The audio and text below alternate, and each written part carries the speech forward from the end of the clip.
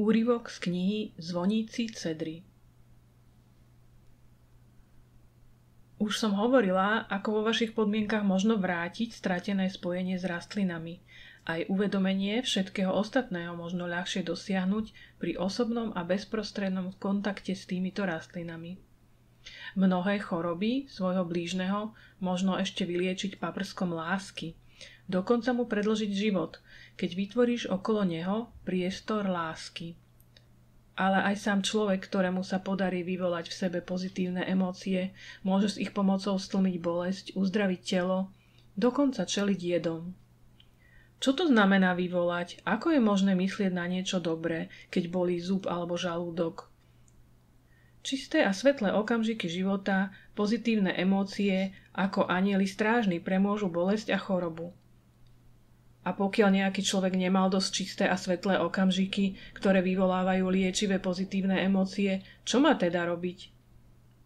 Je treba okamžite vytvoriť niečo také, aby sa objavili. Svetlé okamžiky sa objavujú, keď sa k tebe ľudia, ktorí ťa obklopujú, chovajú s úprimnou láskou.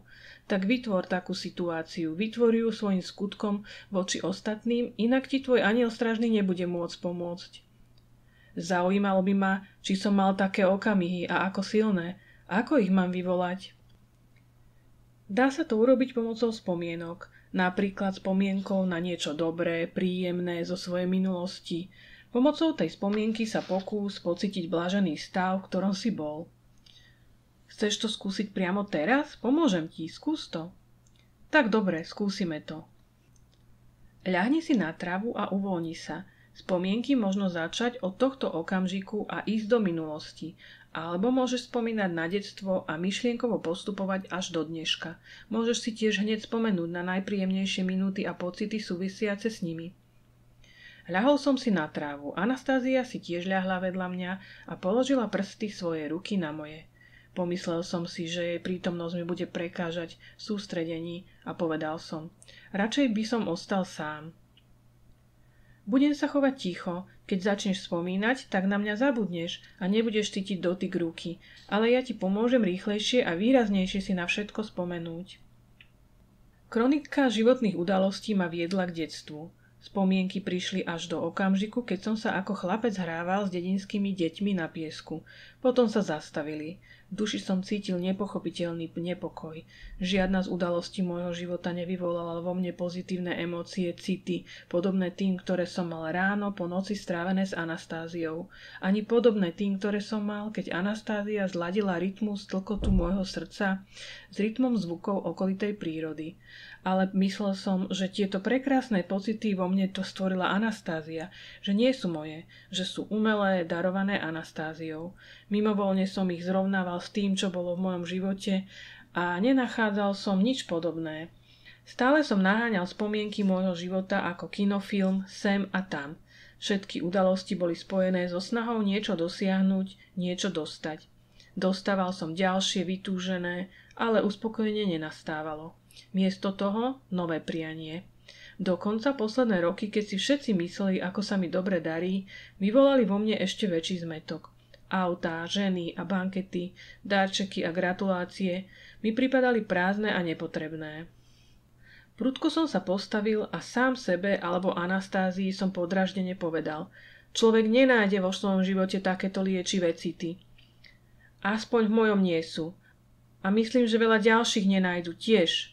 Anastázia sa tiež postavila a kľudne poznamenala: v tom prípade ich musíš vytvoriť čo najrýchlejšie. Ale čo mám vytvoriť? Čo? Zo začiatku je treba pochopiť, čo má veľký význam, zmysel. Teraz si prehliadal celý svoj život, ale aj keď si mal možnosť analyzovať, pozerať sa na neho akoby zo strany, aj tak si nevšimol ničoho významného. Stále si sa chytal pre teba obvyklých hodnôt. Povedz mi, v akej situácii sa ti podarilo aspoň sa približiť k pocitu šťastia? Boli dve situácie, ale niečo mi zabránilo ich precítiť ako úplne šťastné. Ktoré sú to situácie? Ešte na začiatku perestrojky sa mi podarilo získať loď do dlhodobého prenájmu. Bola to najlepšia osobná loď v celej západosibírskej paroplavbe. Volala sa Michail Kalinín. Boli vystavené doklady na dlhodobý prenájom. Idem k prístavisku, stojí ako kráska a ja prvýkrát vstúpam na palubu svojej lode. A tvoje radostné pocity oveľa zosilnili, keď si vstúpil na palubu? Rozumieš, Anastázia, v našom živote je veľa problémov. Keď som vstúpil na palubu, uvítal ma kapitán. Išli sme do jeho kajuty. Vypili sme sklenku šampanského. Rozprávali sme sa. Kapitán povedal, že je neodkladné prečistiť vodovodné rúry, inak hygienicko-epidemiologická stanica nedá zvolenie na plavbu. A ešte povedal: a ponoril si sa do starostí a problémov súvisiacich s loďou. Áno, ponoril som sa, bolo ich veľa. Pre umelo vytvorenú matériu a rôzne mechanizmy je typické, že prinášajú viac problémov než radosti. Ich pomoc človeku je iluzórna. Tu s tebou nesúhlasím. Je možné, že sami o sebe mechanizmy vytvárajú problémy, potrebujú starostlivosť a opravu, ale s ich pomocou je možné veľa dosiahnuť. Napríklad čoho? Dokonca lásky. Nad skutočnou láskou, Vladimír, umelo vytvorené predmety nemajú žiadnu silu. Aj keby si vlastnil všetky na svete, iba s ich pomocou by si nezaobstaral skutočnú lásku ani jednej ženy.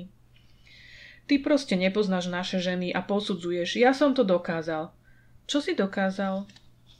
Ľahko som dostával lásku, veľmi som miloval jednu ženu. A dlho, lenže ona si veľmi neprijala ísť so mnou do ústrania. Keď som získal loď, tak som ju pozval a ona súhlasila.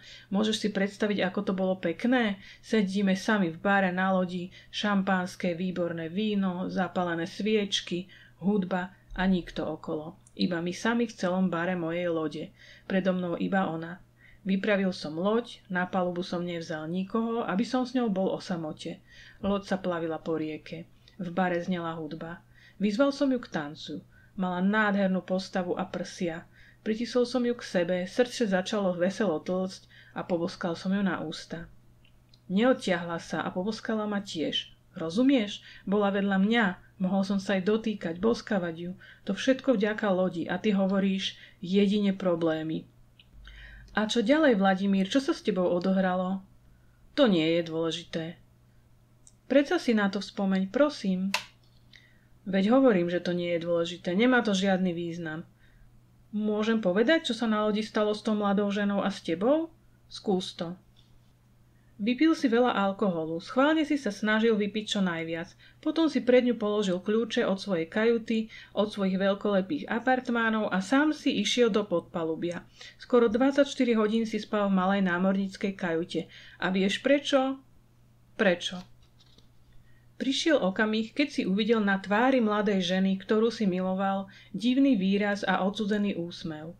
Intuitívne ešte neuvedomele si pocítil, tvoja milovaná túžila.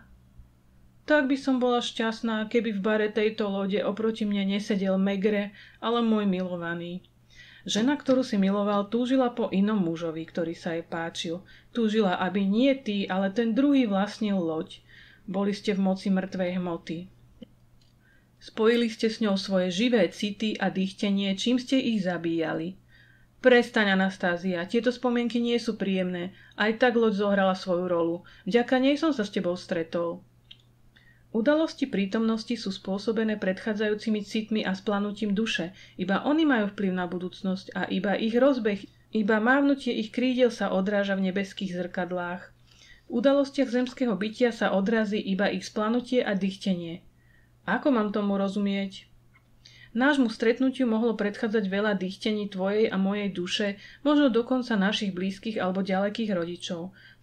Možno toto spôsobilo iba jedno splanutie višne, čo rastie na záhrade tvojho domu za mestom. Ale nie loď. Čo s tým má spoločne višňa na mojej záhrade? Veľakrát si prehliadal svoj život, ale nevšimol si túto višňu a citov spojených k nej. A presne oni boli tou hlavnou udalosťou posledných rokov tvojho života. Vesmír nereagoval na tvoju loď. Popremýšľaj, čo môže pre vesmír predstavovať primitívny, rachotiaci a nemysliaci mechanizmus, ktorý sa nevie obnovovať.